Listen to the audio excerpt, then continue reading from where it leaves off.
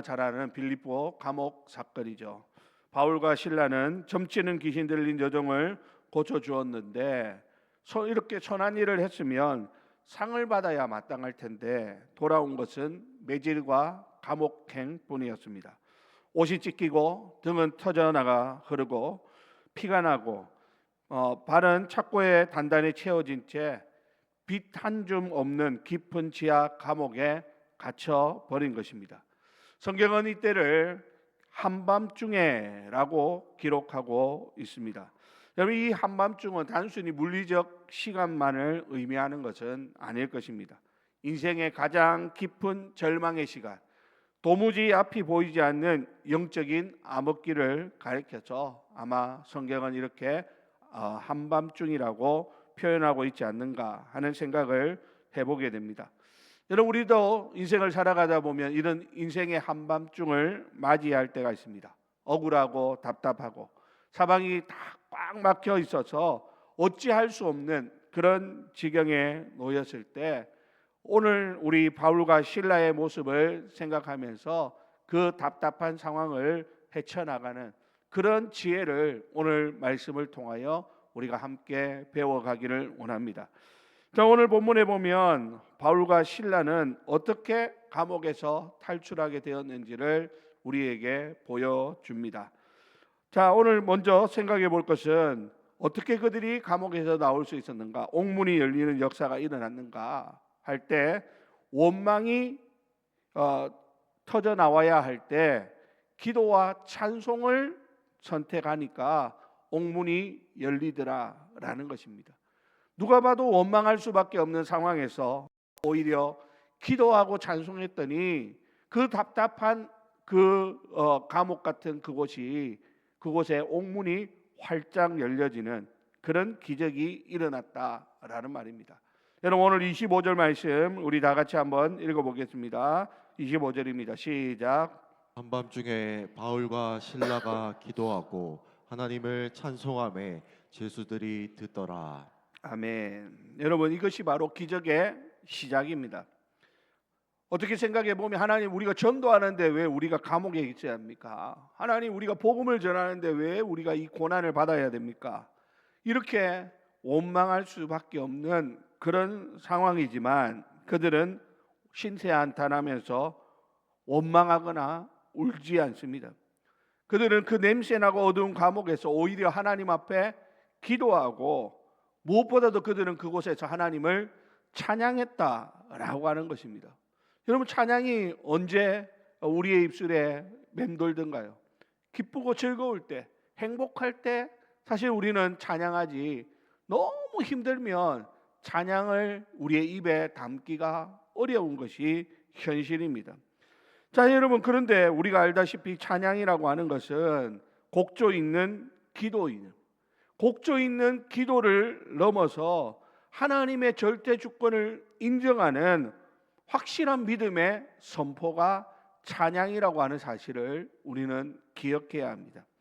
바울은 오늘 지금 감옥 속에 갇혀 있으면서도 이 모든 것이 하나님의 뜻 안에 있고 하나님은 조금도 실수하지 않으신다라고 하는 그런 확실한 믿음이 있었기에 그 감옥 안에 있는 그 고통 가운데서도 그는 하나님 앞에 기도하고 찬양을 하는 그런 아름다운 모습을 보여주고 있더라라는 것입니다.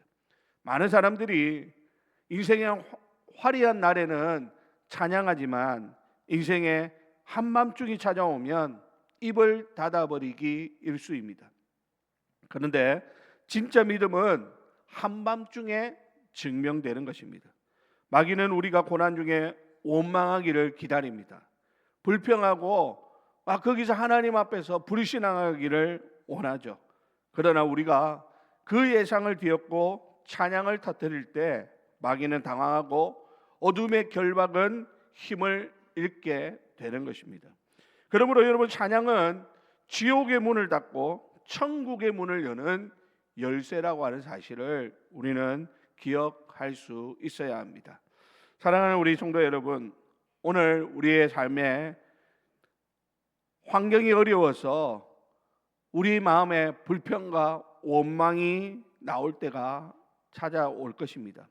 그때 여러분, 원망은 우리 그 환경을 더 단단하게 옥죄일 뿐이다라고 하는 사실을 알아야 합니다. 억지로라도 하나님 앞에 찬양하기 시작하면 내 마음에 평안이 찾아오고, 뿐만 아니라 우리를 얽어매고 있는 모든 우리를 둘러싼 문제들이 하나씩 무너져 내리고, 그 가운데서 하나님의 놀라운 기적으로 막혔던 인생의 문이 활짝 열려지는 그런 놀라운 역사가 일어나게 됨을 늘 기억하시기 바랍니다. 오늘 우리도 하나님 앞에서 우리의 입술에 찬양을 올려드림으로 말미암아 우리 안에 있는 모든 우울과 절망의 사슬이 끊어지는 그런 역사를 경험하는 저와 여러분들이 다 되시기를 주님의 이름으로 축원합니다. 두 번째로, 땅이 흔들리는 기적은 인간의 노력이 아닌 하나님의 개입으로 일어난다라고 하는 사실을 기억해야 합니다. 여러분, 그들이 찬양할 때 어떤 일이 일어나고 있습니까? 오늘 26절입니다. 다 같이 읽겠습니다. 26절 시작. 이에 갑자기 큰 지진이 나서 옥토가 움직이고 문이 곧 다 열리며 모든 사람의 메인 것이 다 벗어진지라. 아멘. 자, 여기 보니까 이에 갑자기라고 하고 있죠. 여기서 말하는 갑자기는 뭡니까? 하나님의 시간이 되니라는 의미입니다. 우리가 보기에는 갑자기지만 그 시간은 어느 시간이라는 겁니까? 하나님의 역사하시는 시간이다라는 것이죠. 우리가 기도의 분량을 채우고 하나님 앞에 찬양의 제단을 쌓을 때 하나님은 우리가 예상치 못한 시간에 급하고 강하게 개입하시는 놀라운 은혜를 베풀어 주십니다. 지진이 나고 옥토가 움직였다라는 것은 인간이 감옥이라고 하는 아주 견고한 시스템을 만들어 놨는데, 그 견고한 시스템이 하나님의 권능 앞에서는 종이 조각에 불과하더라라는 것을 우리에게 보여주는 것이죠. 옥문이 열리고 착고가 풀립니다. 그들을 묶고 있던 모든 것들이 다 풀려지는 놀라운 기적이 일어나더라는 것이죠. 그러므로 사랑하는 우리 성도 여러분, 우리가 땅에서 기도하면 하늘이 움직인다라고 하는 사실을 믿으시기 바랍니다. 하늘이 움직이게 되면 다시 땅이 진동하는 그런 기적이 일어나는 거예요. 여러분, 우리가 여기서 아무리 우리의 힘으로 발버둥을 쳐도 하늘이 움직이지 않으면, 하나님께서 역사해 주시지 않으면 이 땅에서는 아무런 변화도 일어나지 않습니다. 오히려 우리의 상황은 더 답답한 상황으로 치달을 수 있습니다. 더 힘들고 어려운 일들이 우리 앞에 겹겹이 찾아올 때가 있습니다. 그러나 여러분, 우리가 기도하고 찬양하면 하늘 보좌가 흔들립니다. 우리가 하나님 앞에 기도하고 찬양할 때 하늘이 움직이기 시작합니다. 그때 우리를 얽어매고 있는 모든 옥새가 풀려지고 착고가 풀려지는 그런 기적이 난다라고 하는 사실을 기억하시기를 주님의 이름으로 축원합니다. 여러분, 오늘 우리가 살아가다 보면 많은, 오늘 바울과 실라가 경험한 것 같은 감옥 같은 상황을 맞닥뜨릴 때가 있습니다. 물질로 인해서, 또 질병으로 인해서, 건강의 문제로, 또 사람들과의 관계에 그런 감옥에 갇혀서 답답해하는 그러한 상황. 여러분, 그때 내 힘으로 그 문을 열려고 몸부림치면 칠수록 오히려 그 문은 더 굳게 닫혀진다라고 하는 것을 알아야 합니다.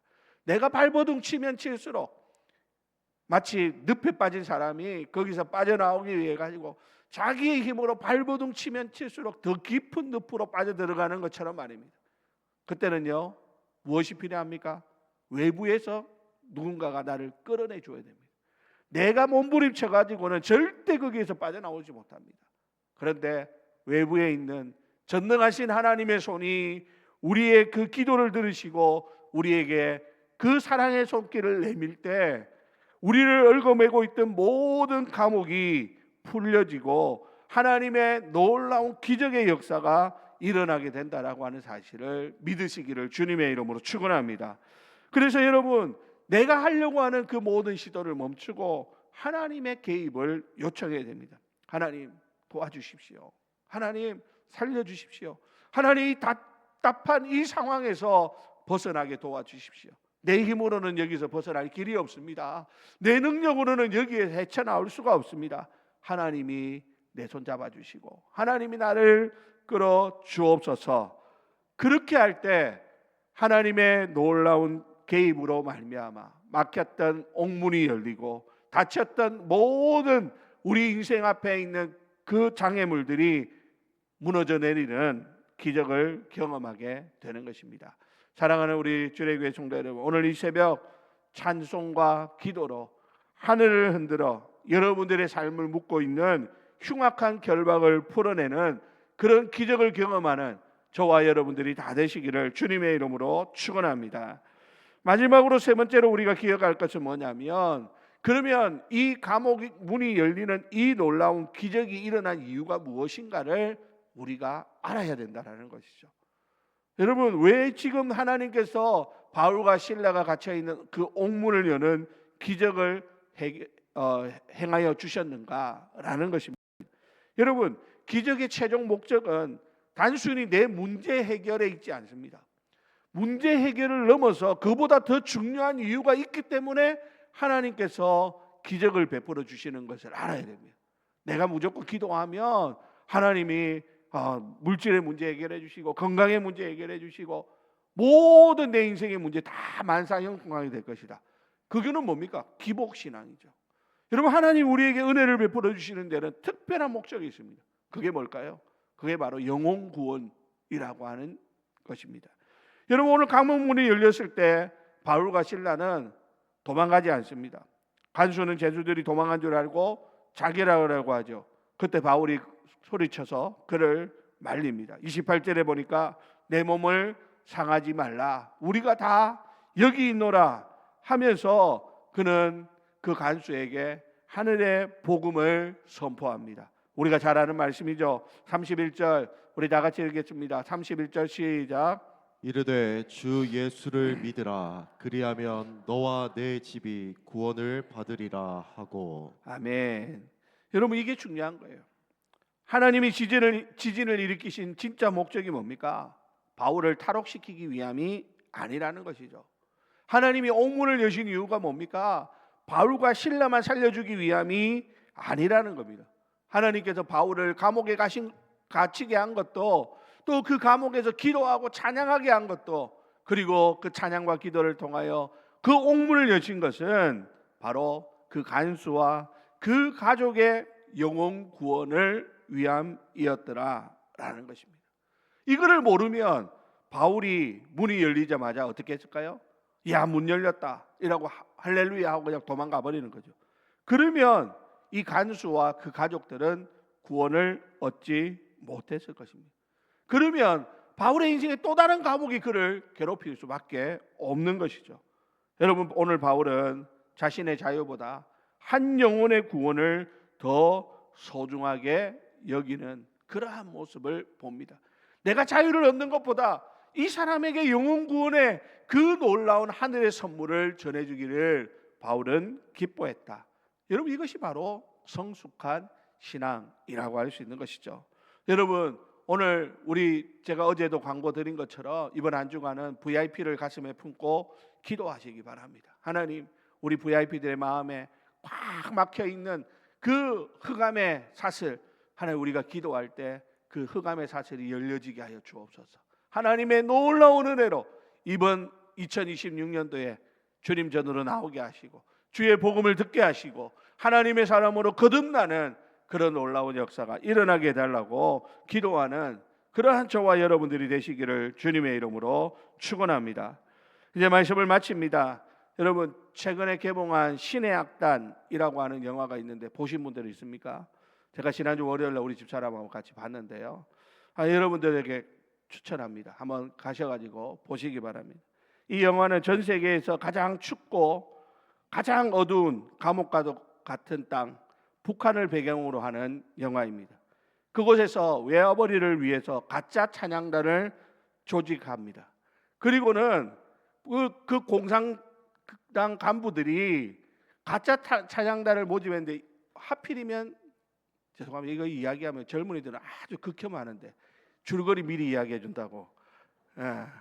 하필이면 이 사람들이 이 탈북을 준비하고 있고 또 북한 안에서 신앙을 가지고 있는 사람들인 거예요. 그 사람들에게 마음껏 찬양하라고, 마음껏 성경 읽고, 오히려 한국의 저 논산훈련소에 거기서 벌어지고 있는 집회를 보여주면서 저것보다 더 열심히 하라고, 더 잘하라고 그렇게 합니다. 그래서 이 사람들이 거기 모여가지고 찬양을 연습하고, 뭐 처음에는 무서워가지고 불을 꺼놓고 촛불 하나 켜놓고 거기서 모여가 성경 읽고 이러는다. 생각해 보니까 마음껏 하라고 했다면서. 그래서 불 켜놓고 성경 읽고 찬송하고 주여 하면서 막 기도하고 그럽니다. 그러는데 이 신의 악단 이 사람들이 악기는 연주는 잘하는데 찬양을 부를 사람이 없는 거예요. 찬양을 부를 사람이 없어요. 거기에 왔던 공산당 간부 두 사람이 노래를 잘해요. 이 사람들에게 찬양을 연습을 시킵니다. 근데 이 사람들이 찬양을 부르면서 찬양 속에서 마음의 변화가 일어나기 시작합니다. 찬양을 부르는데 그들의 마음에 이 공산당 간부가 어떤 사람이냐면 자기 사촌형이 예수 믿는다고 총살해 죽인 사람이에요. 그렇게 마음이 완악하고 강팍한 사람인데, 그리고 그런 사람들을 잡으러 다니는 사람이 이 두 사람인데, 이 두 사람이 찬양을 부르면서 그 마음의 변화가 일어나. 결국에 나중에는 영화관 가서 보십시오. 놀라운 반전이 일어나게 됩니다. 여러분, 찬양이 이렇게 놀라운 거예요.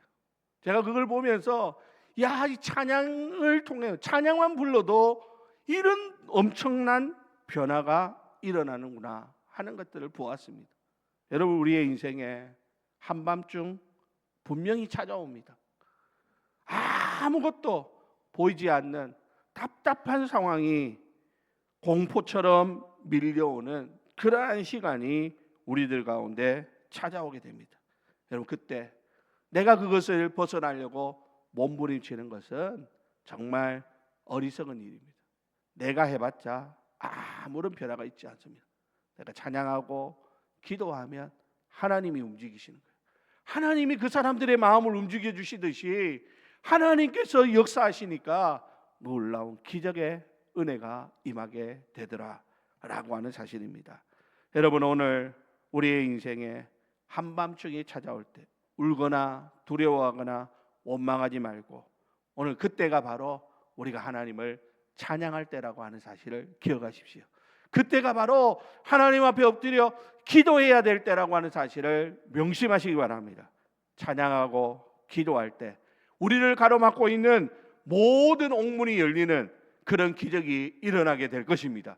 그것을 통하여서 하나님께서 주 예수를 믿으라, 그리하면 너와 내 집이 구원을 얻으리라 라고 하는 그 놀라운 구원의 복음이 우리의 가정 가운데, 우리의 직장과 일터 가운데, 나를 만나는 사람들에게 우리를 통하여 증거되어지는 그 놀라운 일들을 하나님이 행하실 것입니다. 아무쪼록 2026년 어두운 밤이 찾아오면 찬양하십시오.